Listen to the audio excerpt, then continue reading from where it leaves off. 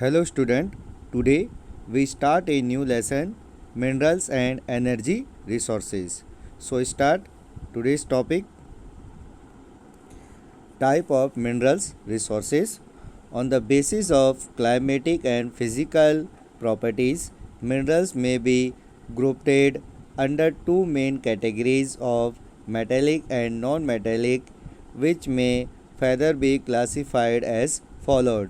यानी कि जो हम देखते हैं कि जो मिनरल्स होते हैं, जो खनिज होते हैं, उन्हें उनकी केमिकल्स यानी कि जो हमारी के जो रासायनिक और फिज़िकली यानी कि जो भौतिक जो उनकी संपदा है उसके आधार पर जो मिनरल्स होते हैं उन्हें टू कैटेगरीज़ में डिवाइड किया गया है। एक होती है मेटेलिक यानी कि जो धात्विक और एक होती है नॉन मेटेलिक यानी कि अधात्विक खनिज। इन दो जो मेन जो कैटेगरीज़ हैं उनमें जो मिनरल्स हैं उनको डिवाइड किया गया है, जिसे नीचे के जो हमारा जो डायग्राम है उससे शो किया जाता है। जैसे जो मिनरल्स होते हैं उन्हें मेटेलिक और नॉन मेटेलिक फॉर्म में डेवलप किया गया है।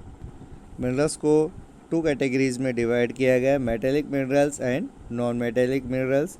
मेटेलिक मिनरल्स को ऑल्सो टू कैटेगरीज़ में डिवाइड किया गया है, ferrous and non furious. Furious means जिसमें लोह के अंश होते हैं, लोह धातु इसे हम बोलते हैं, और नॉन फ्यूरियस इस अलोह धातु जिसमें लोहे के अंश नहीं होते। फ्यूरियस का जो एग्जांपल है उसमें हम देखते हैं आयरन एंड मैग्नीज इसके बेस्ट एग्जांपल्स हैं, और जो नॉन फ्यूरियस से जो मिनरल्स हैं उसके एग्जांपल्स में हम कॉपर और बॉक्साइड को देखते हैं। जहाँ पे हमने मेटेलिक मिनरल्स की बात करी तो मेटेलिक मिनरल्स टू टाइप्स में उनको डिवाइड किया जाता है, फ्यूरियस एंड नॉन फ्यूरियस। इसी प्रकार से जो नॉन मेटेलिक मिनरल्स हैं उनको भी टू पार्ट्स में डिवाइड किया जाता है, fuel minerals and other non metallic minerals. यानी कि जो फ्यूल मिनरल्स होते हैं यानी कि जो ईंधन हमें जो एनर्जी है वो हमें प्रोवाइड कराते हैं, जिसमें कोल, पेट्रोलियम, नेचुरल गैस आते हैं। और जो अदर नॉन मेटेलिक मिनरल्स है इसमें माइका, लाइमस्टोन, ग्राफाइट, ये सब चीज़ें इसके अंदर आती हैं। As it is clear for the figure 7.1, metallic minerals are the sources of metals. यानी कि जो मेटेलिक मिनरल्स होते हैं उनमें मेटल यानी कि जो धातु है वो पाई जाती है। आयरन और copper, gold product, metal and are included in the categories. इसके अंदर हम आयरन और यानी कि जो कच्चा लोहा है, कॉपर यानी कि तांबा, और गोल्ड यानी कि जो सोना है उसे हम मेटेलिक मिनरल्स में कैटेगरी में रखते हैं। Metallic minerals are further divided into ferrous and non ferrous metallic minerals. जो मेटेलिक मिनरल्स है उसे भी टू पार्ट्स में डिवाइड किया गया है, ferrous and non ferrous metallic minerals. Ferrous metallic minerals में as you know refer is iron. All these metal which have iron content are furious, such as iron ore itself is these which do not have iron content of non-furious such as copper and bauxite। यानी कि जो हम देखते हैं जो furious minerals है उसको भी जो टू पार्ट्स में डिवाइड किया गया है, एक तो होता है फ्यूरियस मिनरल्स और एक होता है नॉन फ्यूरियस मिनरल्स। जो फ्यूरियस मिनरल्स है उसमें जो आयरन है उसका कंटेंट पाया जाता है, आयरन जो धातु है वो पाई जाती है, और जो नॉन फेरियस मिनरल्स है उनमें आयरन का कंटेंट नहीं पाया जाता, जो लोह धातु है वो उसमें नहीं मिलती है। Non metallic minerals are either organic of origin such as fuels, fossil fuels, also known as minerals, fuels which are derived from the burn animal and plant life such as coal and petroleum। जो non metallic minerals होते हैं उनका जो origin है वो हम nature by nature उनको देखते हैं, और ये फॉसिल्स फ्यूल्स यानी कि जो ईंधन के रूप में काम में आते हैं। ज़्यादातर ये जो एनिमल्स होते हैं, बर्ड एनिमल्स यानी कि जो जानवर होते हैं, जानवरों के जो अवशेष होते हैं, साथ ही साथ जो प्लांट होते हैं, जो पेड़ पौधे होते हैं, उनसे उनके अवशेषों से हमें प्राप्त होते हैं, जैसे कि कोल यानी कि कोयला और petroleum.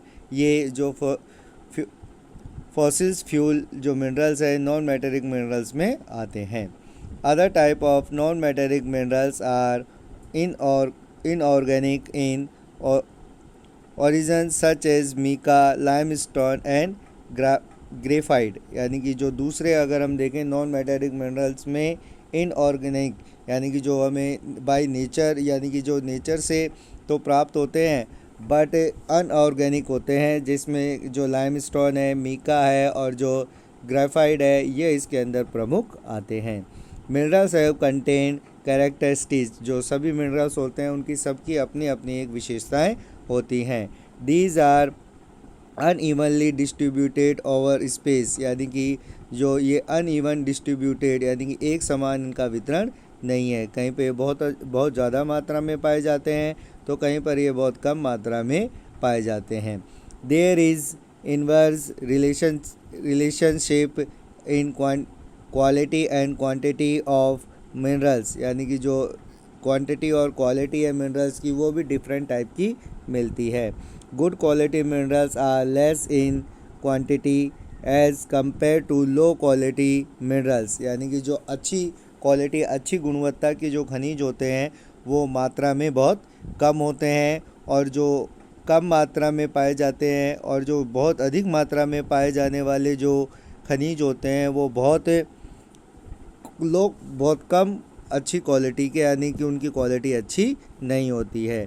The third main characteristics of all minerals the acceptable over time, यानी कि कई ऐसे जो मिनरल्स हैं जिनकी जो अलग अलग कैरेक्टरिस्टिक्स होती है कि उनको डेवलप होने में, उनको बनने में एक बहुत अधिक समय लगता है। This take long development geographically and they can not be replacing immediately as to time to need, यानी कि जो इनको बनने में जितने भी मिनरल्स हैं उनको बनने में बहुत अधिक समय लगता है और कुछ ही समय में इनको बदला नहीं जा सकता है। These the have be conserved and not misused as they do not have the second crop, यानी कि अगर हम देखें तो जो इसमें इनको प्राप्त होने में बहुत अधिक समय लगता है, इसलिए हमें इनको कंजर्व यानी कि सुरक्षित रखना चाहिए और इनका मिसयूज यानी कि दुरुपयोग नहीं करना चाहिए।